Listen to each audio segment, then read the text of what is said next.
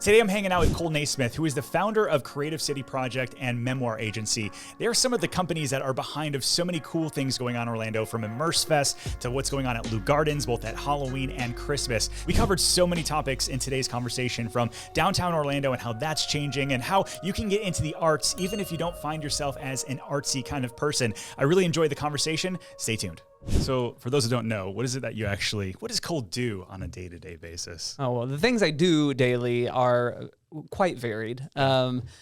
But I am the founder and now artistic director of Creative City Project, which is a nonprofit that is dedicated to producing one-of-a-kind arts experiences in Central Florida. So I do a lot of stuff around that.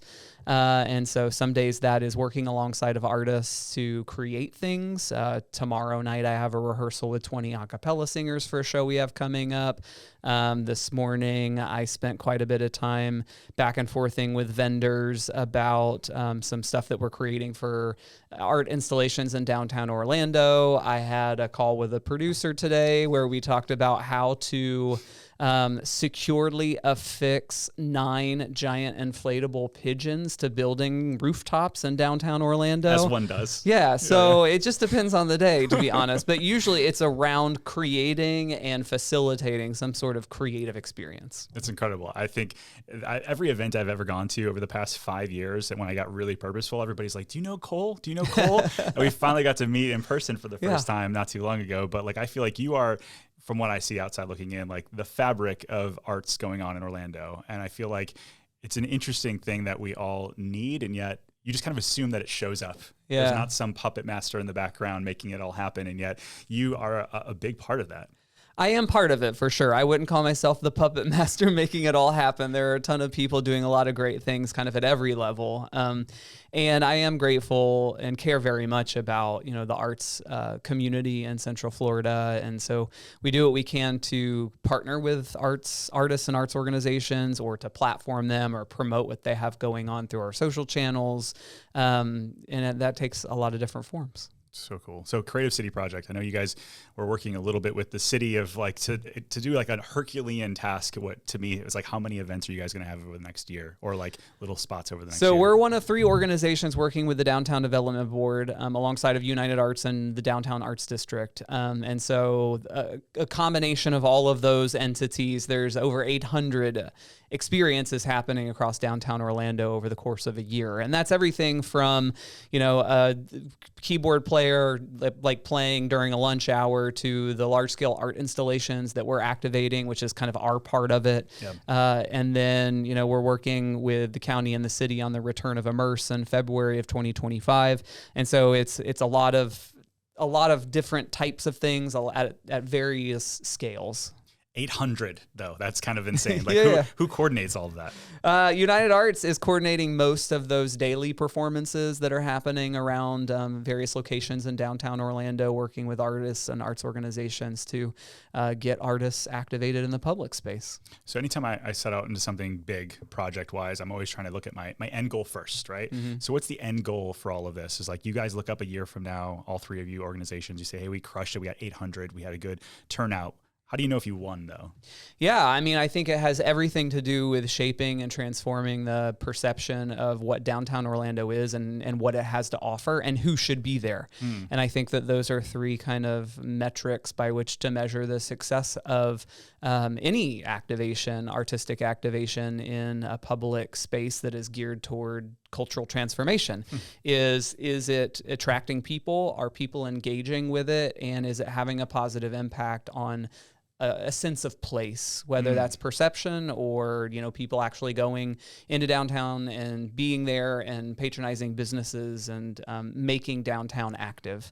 And so I think that those are some of those metrics of how are people perceiving and thinking about downtown Orlando? Are they going there and are they engaging? A lot of this whole initiative that is now in motion started in September of 2022 when Thomas Chapman, who was at the time the executive director of the Downtown Development Board, they were working on a lot of initiatives to make downtown Orlando safe. And I said, of course we need to be working on, initiatives to make downtown Orlando safe. It needs to be safe. But I sent, Thomas an email. He and I are good friends, had a great relationship. He has since passed away, and a lot of this is kind of, in his honor, honoring his vision of what he saw downtown Orlando could be. But I emailed him and I said, hey, we're doing a lot to try to make downtown Orlando safe. There's a significant financial investment in that initiative with, increased police presence and just a lot of the initiatives that were happening. But what are we actually doing to make downtown not only a place that's safe, but a place that people want to be? You'd actually go downtown for something, yeah. Yeah. So kind of created a broad kind of pitch and plan, and then over the course of the next 14 months, that continued to transition and take shape, and now some of that is being activated. It's incredible. I feel like the downtown area, we just had Representative Anna Escamani on talking about the businesses in downtown are a bit struggling right now, and many of them is because maybe there's a change in the tide of downtown, and some people would say that that's for the better. What do you think about that? Well, I'll say that struggling downtowns is not an Orlando problem. That's a national and in some cases international challenge that a lot of cities are facing. There are a million reasons for that, but I think for me, I see that downtown has a lot to offer. And I think we as people are looking for a gathering place. My favorite city in the world is Madrid. And the reason I love Madrid is because it's tall buildings with a plaza in the middle. And then the next block is tall buildings with a plaza in the middle. And every night from 5 p.m. till 3 a.m., there are hundreds of people in every single one of those plazas coming out of their houses, connecting, having conversation, playing music, eating olives, drinking Campari. And it's just a culture of connectivity. And I think for me, that's something I'm passionate about is connectivity. And I think that people have the opportunity to connect in downtown Orlando in a lot of different ways. I think nightlife is something that is beautiful. I don't have an issue or take issue with nightlife. I think that there are great ways to do it. I think downtown Orlando in the 1990s and the couple decades before that are a great example of how nightlife can make a downtown space vibrant and active in a way that is safe, in a way that is enjoyable, in a way that's diverse and welcomes not only people above 21 but families as well. I mean, I remember going downtown Orlando with my friends in middle school, walking around with no adults, because it was a place where you could do that, and there was a lot of stuff to do, and there were places to go, and there were things for us to see and be part of. And that doesn't happen by accident. Sure. That happens because there is deep investment and there is strategy to make those things happen. So I would say that embracing nightlife and helping nightlife operators come together to really be strategic about what offerings they're making and how they can work alongside municipal entities to create a safe environment where all kinds of people want to come. I think that's a path towards success. And also, I think, when I look at downtown, there's a lot of empty storefronts. There's a lot of empty real estate. And that doesn't just get filled because a business owner thinks maybe I should open a place in downtown Orlando. I think there has to be strategy to that level as well.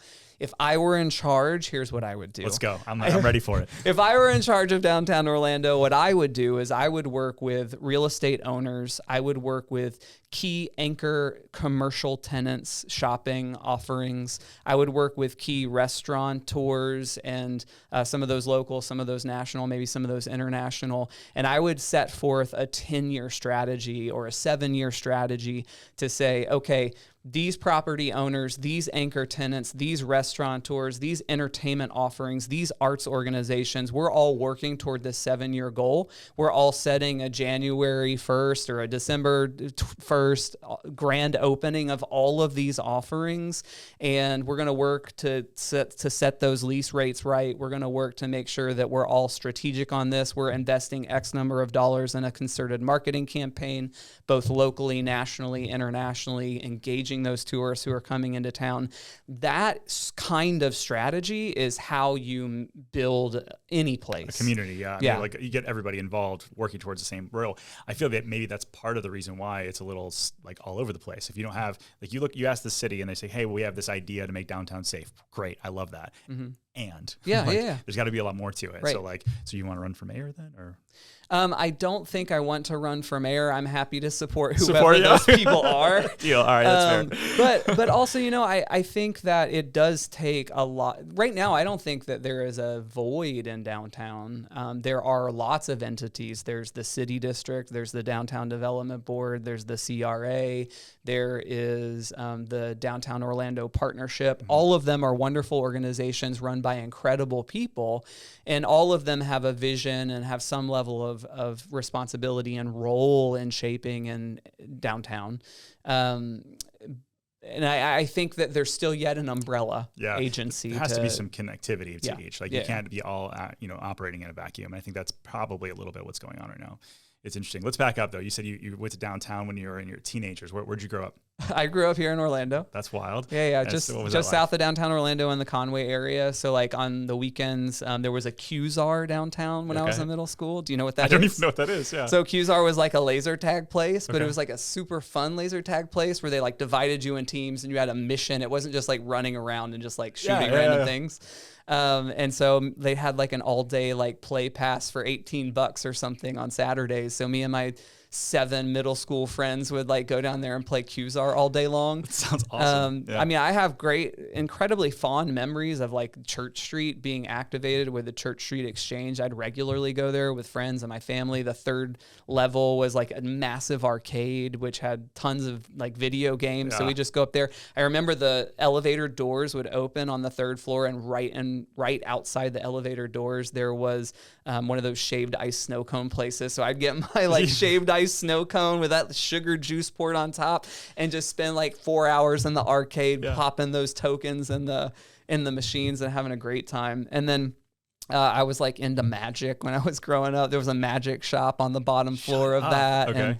And the 2nd floor was like a food court before food courts existed. Mm-hmm. Like food courts were not necessarily a thing at the time, but like the whole 2nd floor was a big food court. One of the things I remember is going in there and they had a fudge shop, where one of those fudge shops with the big like marble stone where they were like doing all the stuff. It just overwhelms you with like the sugar smell.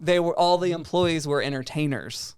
So they were all like making fudge and singing. No way. Yeah. So it was like there was a like a boot country western wear store that had a life-size stuffed buffalo inside of it. Is that where the Hairy Buffalo was now? It was across the street from that. I think like in the the Bumby Arcade. I was gonna say, have you seen what's going on with Bumby Arcade and just kind of like reactivation of Church Street? What do you think about that? I have seen the walls outside of that for several years, and I honestly don't know what's going on with it. They say like August that should actually be building out stuff, and then like you've got kind of like obviously the new Magic area, Orlando Magic entertainment area.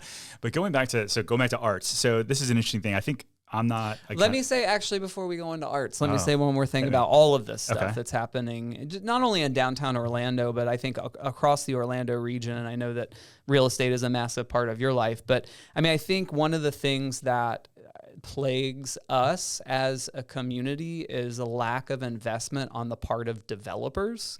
And so, developers will come in and they'll build whatever they can as cheaply as possible. And they're not cultivating the kinds of environments where people want to be or where people want to go. And I think that is part of the responsibility of a developer, is not just to build the building, but build the building that people want to go to and be in for extended periods of time. Do what you can to make it not generic. Do what you can to not just like shave off every penny that you can in the construction of your property. Like, let's make some investments to the interior spaces and exterior spaces that look beautiful and build a beautiful city and maintain a sense of like history and design and interesting levels of architecture, both inside and outside those spaces, because I think that's a big issue as well.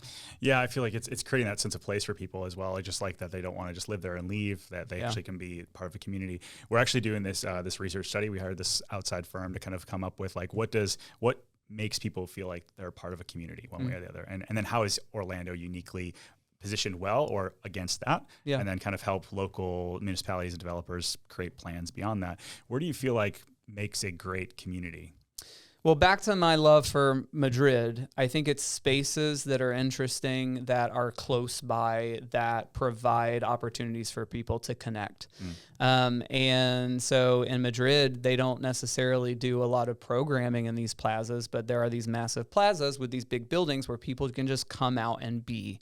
And they're designed well, and they have good, massive trees, and they're beautiful places to be. And then the integration of commercial life with residential life, I think, is massive when it comes to this. So not only are there those plazas, but there are several, seated areas that are operated by the restaurants surrounding those plazas, where you could bring your own little picnic basket or snack down there from your house, but you can also go over there and just order some olives in that Campari and have a good time. And I don't necessarily understand the deep nuances of how we got to where we are with our zoning laws, but I think we need some massive reimagining when it comes to our zoning laws. Yeah, that makes sense. That makes sense to me. I love some of these little remaining commercial restaurant spaces that have somehow been developed in neighborhoods around downtown Orlando, that still exists there, and there's a restaurant with houses around it. And I would love to see more of that. I think about growing up in the Conway area, which is as suburban as suburbia can be, and it's I would have loved for a block or 2 blocks away from my house for there to have been some sort of nice restaurant with a patio with some nice lighting, where me and my family as a kid growing up could have just walked down the street, as opposed to having to get in our car and drive 15 minutes to whatever chain restaurant there was, on Michigan and Orange. I mean, Orlando is probably one of the more non-walkable areas or cities around, right? Yeah. It's kind of insane what we think is walkable compared to somewhere like Madrid or some other areas like that. And there's also a higher level of tolerance for culture in a lot of other parts of the world other than the United States, because of our zoning laws and rules. And I just think I think one of the hurdles to changing zoning is the fact that if you say, hey, we're going to change zoning so that a small restaurant that can't seat more than 45 people is going to be able to open up on this block of this suburban neighborhood. Mm-hmm. And then of course the 4 houses around it are going to go door to door trying to knock out on, get everybody to sign their protest because they don't want to be the house that's next to the place. And for me, it's I live directly behind a very popular bar on Mills, and I love it. I love the fact that I can walk through my back gate and go to that space at any time. I love the fact that I can hear some chatter as I'm going to bed at night. That doesn't bother me. Yeah. And I think if we could develop that sense of community as individuals, it would overall result in a better quality of life for all of us. Interesting. Yeah. Nobody wants to back up to commercial, but everybody wants commercial nearby. Right? Yeah, that's kind of an interesting. Yeah. That's kind of thing. Never thought about that before. Are parks a solution to that?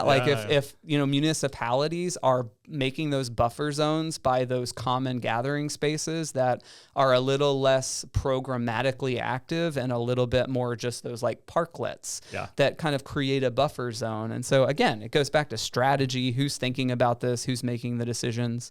Something you're not going to ask me about that this would be a great time for us to talk about. I love it.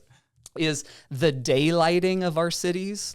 There are so many places in Orlando where you cannot go and experience nighttime because of the intensity of the light that has been installed. Pollution and everything. And I love nighttime. I love nighttime as an opportunity to cultivate a moment and cultivate an environment. I mean, so much of what we do, with Dazzling Nights, it literally is all about how do you use light to cultivate an experience for people? And I think we have an opportunity to do that in every public park across our cities. Sure. Is to say, okay, how can we intentionally light this, not so that it feels like daytime, but so that we create an experience that connects us with the beauty of our public spaces at night. All those old trees and all the architecture and that kind of thing. I know they have to focus on safety as well, but I'm sure there's a way that they could blend the two. We live in safer cities than we have ever lived in. And so the idea that you need to make a park feel like it's daytime in order to keep it safe is just an illusion. Yeah, that makes sense. So how's it been working with the city and the municipalities? I mean, we talk about zoning and all that kind of stuff, but what you do, these massive installations, you also have city, probably private public partnerships. Yeah. How has that actual work been for you?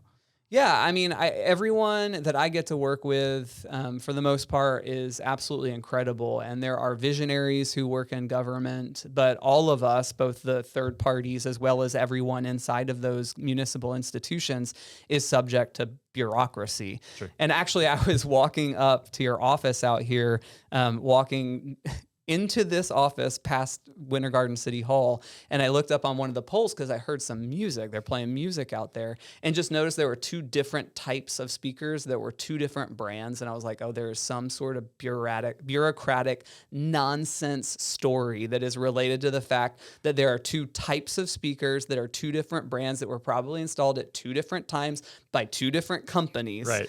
But for some reason, that's the way it happened. And so there are some incredible people, but all of us are subject to the reality of bureaucracy. And a lot of that bureaucracy is intended to protect all of us as citizens. A lot of that bureaucracy is to make sure that things are fair. A lot of that bureaucracy is intended to make sure that things are done responsibly. But sometimes that also means that things go to the lowest bidder and end up costing more money because you got to call the next highest person to come back and fix what the lowest guy, messed up. Sure. So interesting. I feel like we're all many times people don't get into public service for the right reasons, but for the most part, I feel like they all want to see a city that's thriving and that sort of thing. Yeah. It's just like all getting everybody back on the same page. So going back to art. So I feel like, I'm a creative at heart, I feel like, from video and some other stuff. But in terms of like someone who says like, oh, is Ken an artist or Ken is really into the arts? I feel like most people would say that they aren't. And so I do believe that there's a space for it though. And how do you get more people into arts when it feels like almost what I've been used to or I've been injected with is just like, it's for some people and not everybody.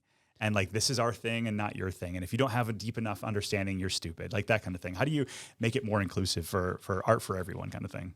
Yeah, I mean, I'm passionate about connecting people with art and experiences because I'm passionate about connecting people. And for me, art is a vessel, it's a vehicle for human connection.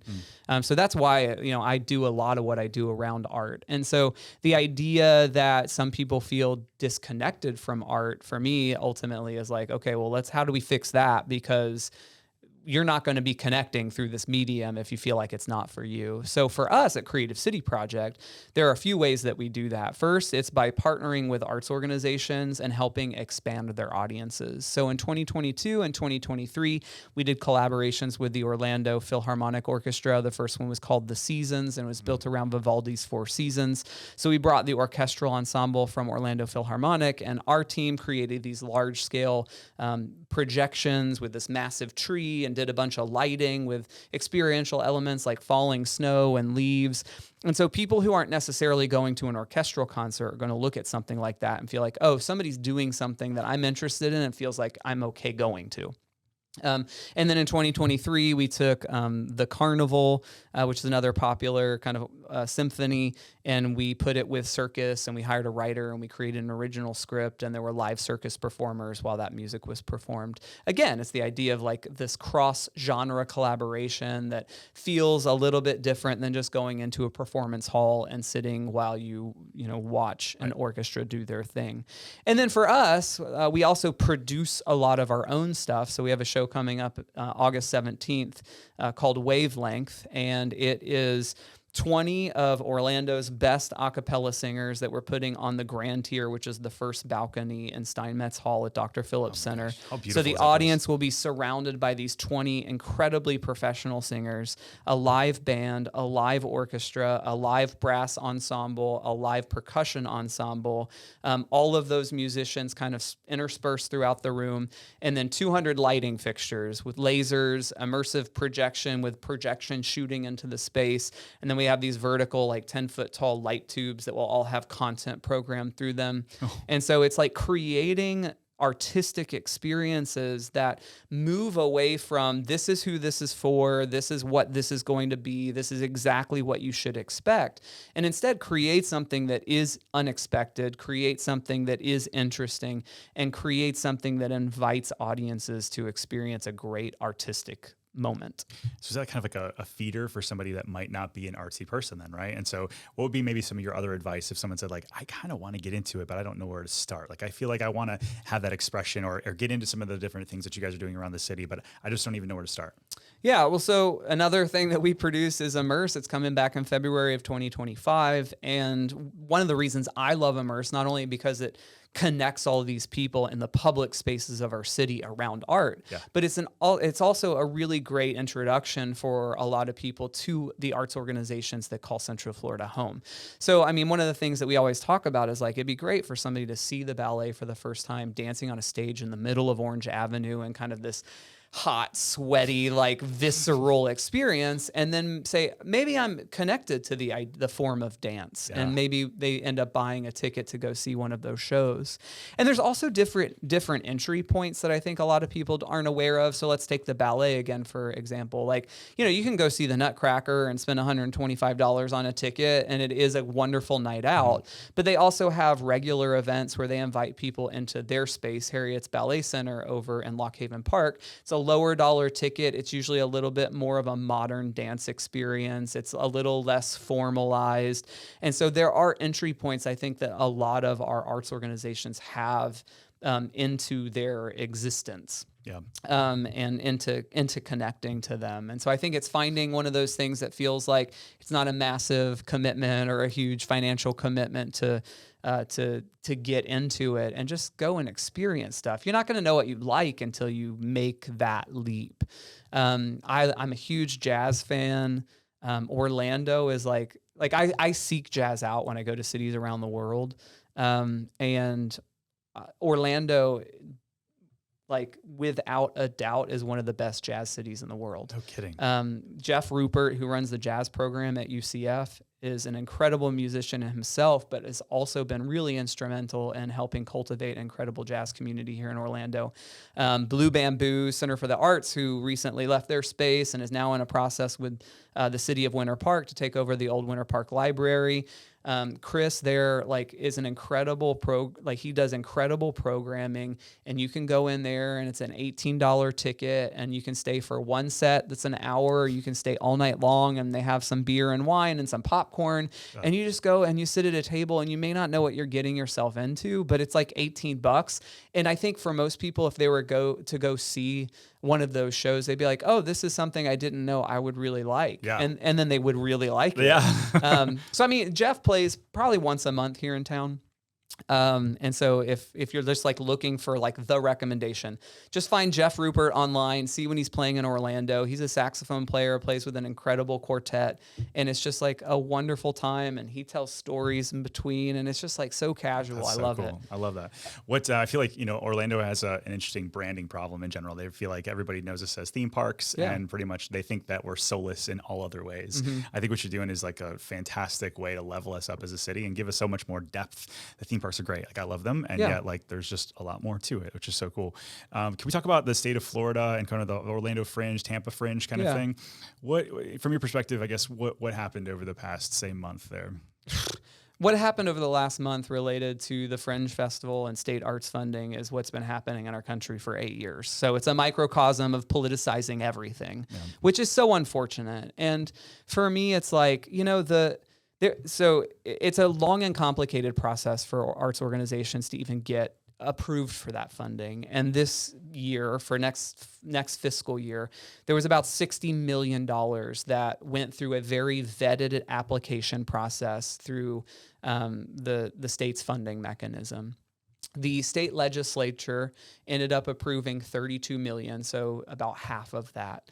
And some years that's been totally funded. Some years, like this year, it's been not funded at all. And so wait, it was on the budget, but it was on the budget at $32 million, approved by the state legislature, and then Governor DeSantis single-handedly vetoed that line item. And so it was a one-man decision to nix all arts funding across the state, which is it has happened before. And so now you're relying on private funds, and that's pretty much it. Well, before we get into what do we do now, I would say this: the state legislators who approve $32 million in funding go to arts experiences and know what it's like to hold someone's hand at a concert or shed a tear at a movie or enjoy a funny play.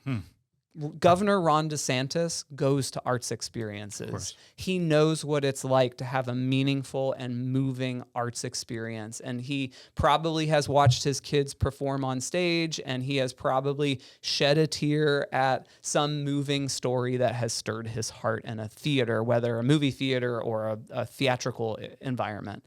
And so for me, art is far beyond the political conversation.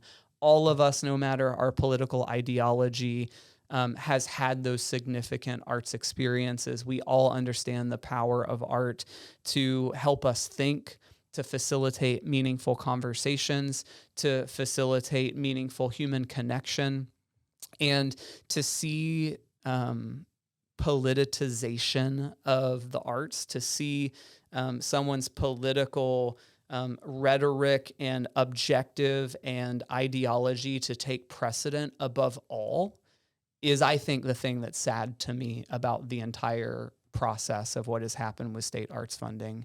It's not that we've just lost millions of dollars in state arts funding. It's that people who know and understand and resonate with the power of art have said, I don't care about that.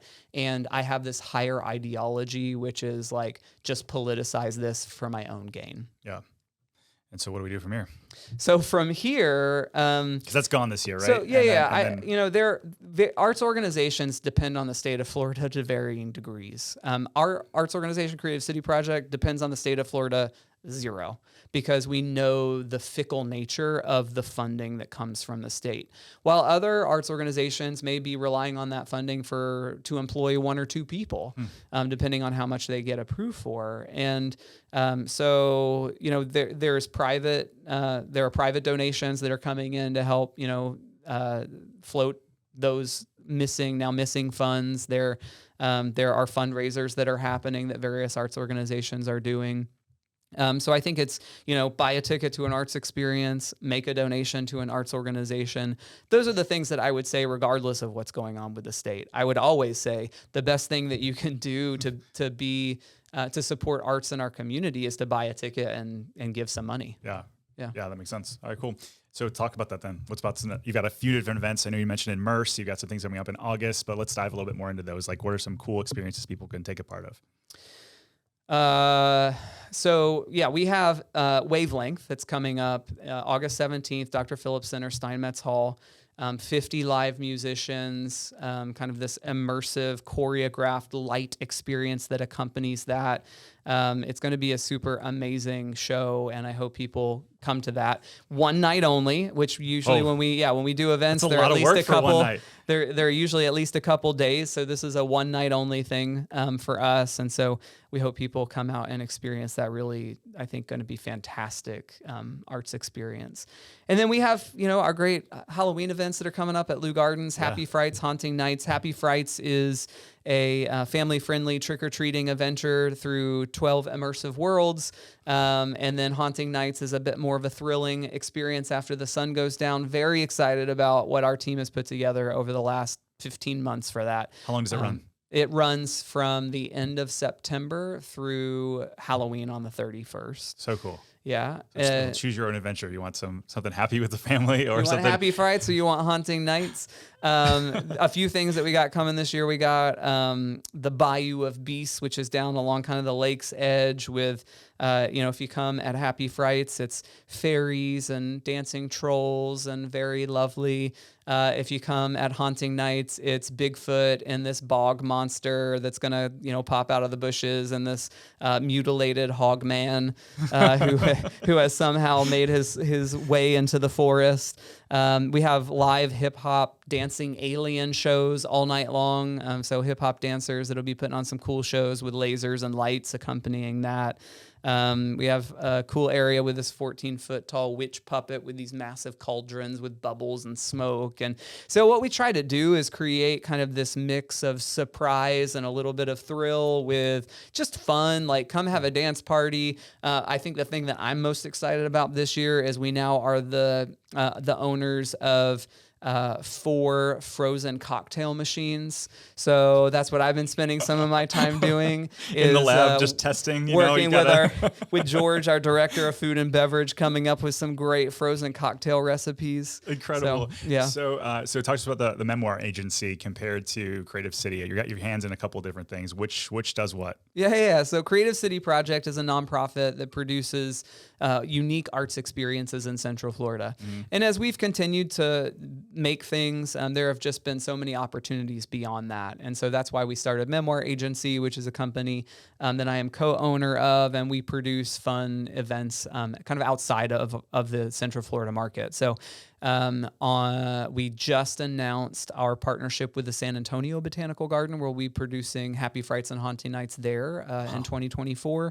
We have a Dazzling Nights show in Pittsburgh that we produce, and then we do a lot of fun corporate events and kind of make corporate events not corporate events anymore. Go figure. So we bring together some really great talent to produce original content for corporate events, both here in Central Florida and abroad. That's so cool. I mean, I think about a corporate, I've been to about 5 dozen corporate events, and it's always the same exact thing, course. right? And so trying to get people to show up in person instead of via Zoom, that's very cool. And it's a testament to what you guys are building, to say that other cities are looking to Orlando and what you've done here, that like, we want to bring this, and this is an important kind of thing that we should all be a part of. For sure. That's so cool. I got a little bit of a lightning round to wrap up with you. Is that okay? All right, cool. So your favorite spot to eat in Orlando? The Greek Corner on Lake Ivanhoe. We've been there before. We have, you and I. I've been back since because it was so good. Yeah. What's the little Sammy's Patties on the other side? Oh, on the other corner? Yeah, I've never been over it's a little Russell's. Bar. It's good. Oh wait, which direction are we talking about? On the lake? So there's the Greek, and then it's a kiddie corner. There is Gnarly Barley over there on the corner. Yeah. It's good. Yeah. I enjoyed it. All right, cool. Most underrated area of Orlando?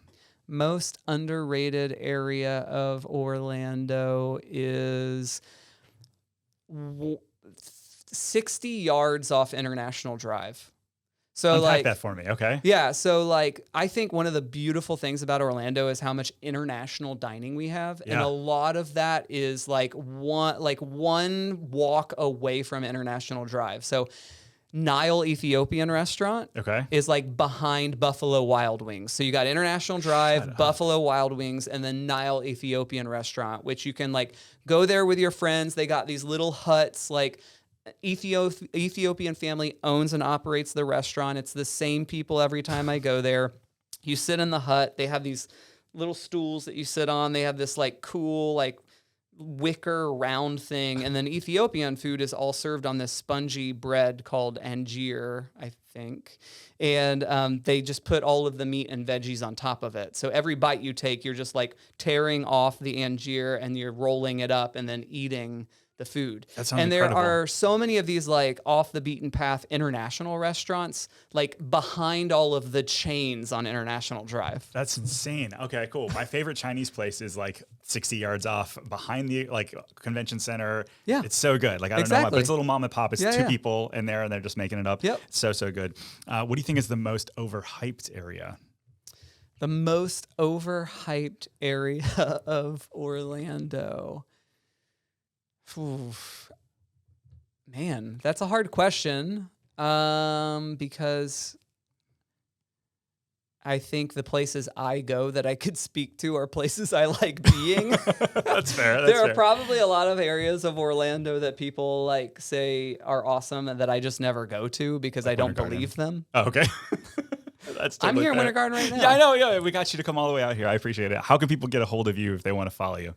At Cole NeSmith on socials, and then Creative City Project on social channels. I think if there are people who are wondering what should I be doing in art and culture in Orlando, Creative City Project is a great follow because every Monday we put out This Week in Art, which kind of helps you cut through the thousands of options you might have on any given week and just says, hey, here's 4 or 5 things that if you're looking to do something this week, go to one of these things and you're going to probably have a great time. That's one of the crazy things about being in Orlando. There's almost just too much to do. And there is so much to do. Such a cool way to cut through the noise. Yeah. Cool. I appreciate you hanging out. Yeah, of course. Awesome. Great to be here.